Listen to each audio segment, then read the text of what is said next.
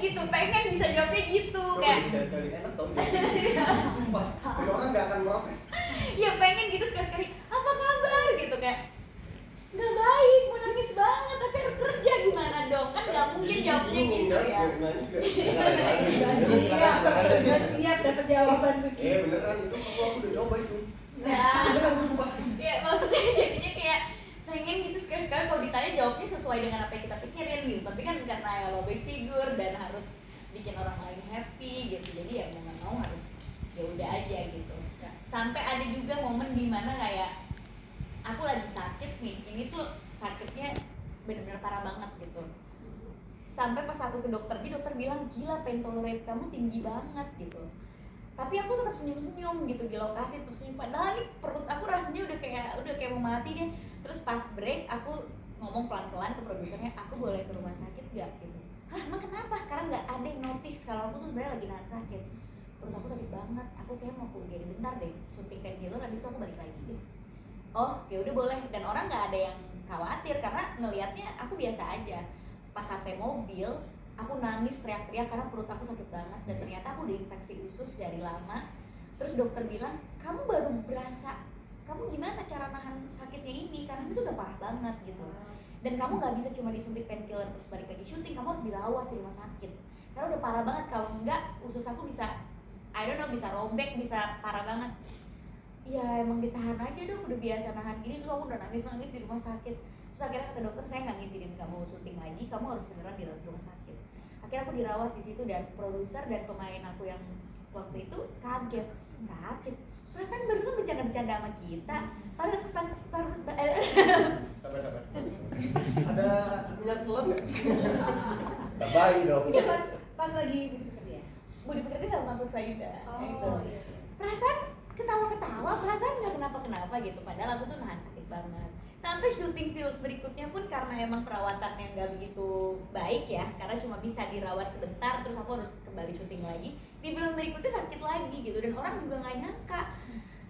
Ada Bui di waktu itu ya, di lokasi syuting itu, aku ke rumah sakit sendiri, naik transportasi umum, karena aku nggak enak bangunin produsernya jam 3 pagi kalau aku harus ke rumah sakit. Jadi aku naik transportasi umum, minta digotong sama ini hotel ya, orang hotel. Mas, gotong saya nggak bisa jalan. Bingung kan? Yang beneran mas nggak bisa gerak. Gotongnya di mana? Gotongnya di sini. Ini dong. Mau beras gitu. Gimana ya pulang? Jadi itu bener-bener kayak aku digotong, dimasukin ke taksi. Gini ya, dimasukin ke taksi terus dirawat, terus orang kayak Rili mana kok nggak turun breakfast, baru aku kabarin aku di rumah sakit sebenarnya gitu. Jadi segitunya aku tuh relate sama Tari dan relate sama lagu Runtuh. Kayak boleh gak sih sekali aja nangis, boleh gak sih ngeliatin sisi lemah aku, ngeliatin kalau aku tuh sakit sebenarnya, boleh gak sih ngeliatin kalau aku tuh nggak baik-baik aja. Terus setiap hari dengerin lagu itu akhirnya aku mikir kayak kenapa ya nggak bikin film tentang ini gitu. Akhirnya meeting sama tim kreatif dan kita memenggal kalimat yang menurut aku relate sama banyak orang gitu. Bolehkah sekali saja aku nangis? Silakan, siapa? Betul. Mungkin bisa menyambung yang tadi diceritain. Iya, Kalau bisa pernah nggak sih mengalami yang seperti Firly itu nahan Infeksi usus. Bu salah di Kalau program ini kita, aku nangisnya ketawa aja tau nggak? Aku pernah nangis mau ketawa. Dikta, Yang ini. pernah nggak menangis? Gue nggak tahu pertanyaan kamu mau. Iya. tadi kayak yang Pernah nggak ngalamin yang aku alamin, mau nangis banget tapi harus manggung gitu? Nggak pernah. Pertanyaan. Kalau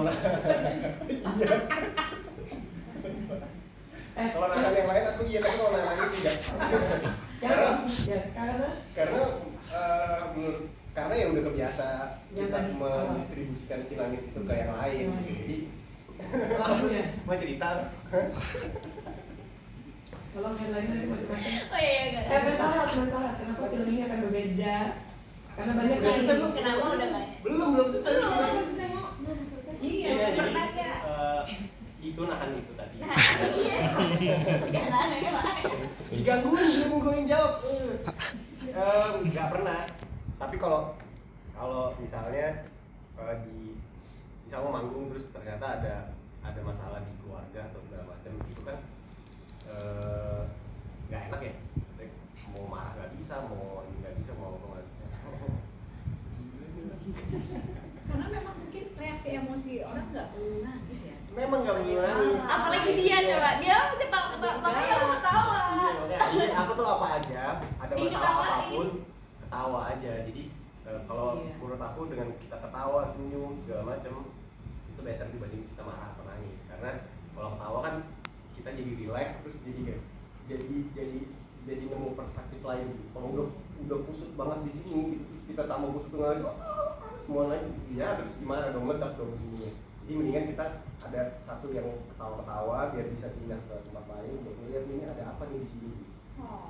Gitu. Jadi kayak oh iya ya, jadi aku sih si caranya seperti ini. Jadi misalnya ada masalah apa, iya ketawain dulu aja gitu. Oh nih misalnya waktu let's say lah waktu papa sakit tuh, papa langsung jadi kenapa ini lagi nih gitu. Pas datang ke sana pun walaupun hancur banget aku di situ, tapi aku ke papa tuh kayak ih pak kenapa pak gitu. Biasa papanya juga jadi biasa nih semua ambu gitu. Padahal dia tahu juga sakit. Tapi nah kenapa aku minta si orang-orang di sekeliling dia yang nangis itu cabut gitu? Karena itu pengaruh ke energi negatifnya. Jadi papa jadi kayak oh kenapa nangis gitu. Tapi kalau dia anak laki gua juga nangis kok kenapa gitu. Tapi kalau kakak tuh kan ya mungkin dia sedih kali dengan bapaknya. Tapi kalau yang lain kenapa sih pada nangis semua? Kenapa disupport semua nangisnya gitu ya? Jadi buat aku kalau ada masalah apa ya kita ketawa-tawa dulu aja, ketawa-tawa sampai kita di titik yang oke, ini ada apa sih?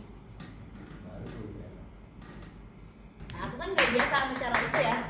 Tapi itu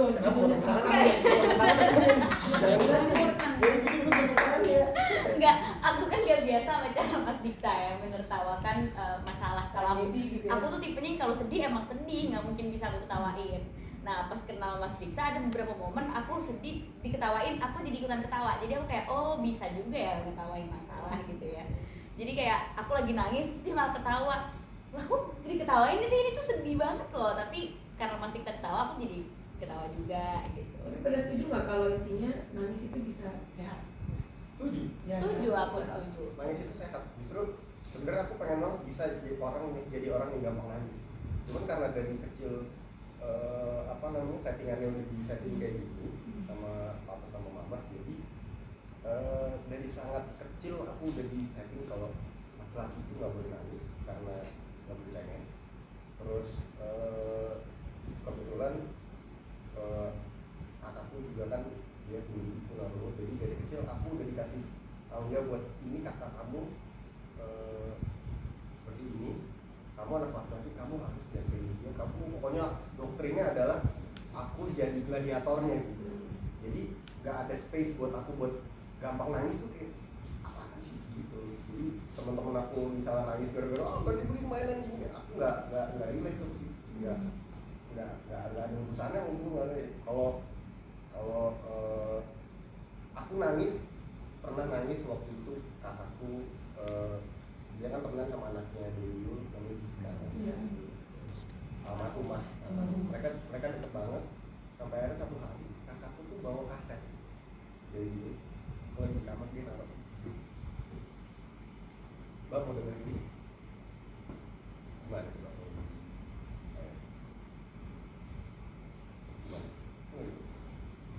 Ya, jadi pas di tangan kaset itu saya bilang kenapa?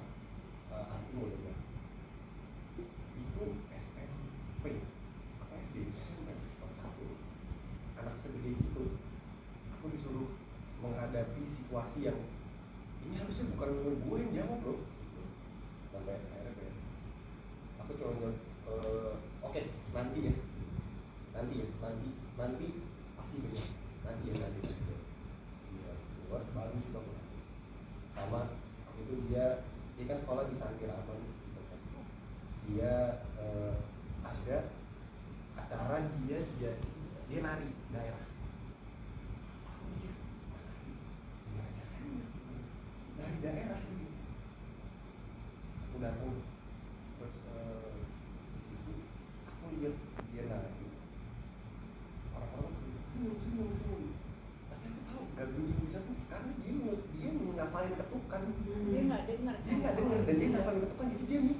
lagi dan dia beneran itu juga aku nangis.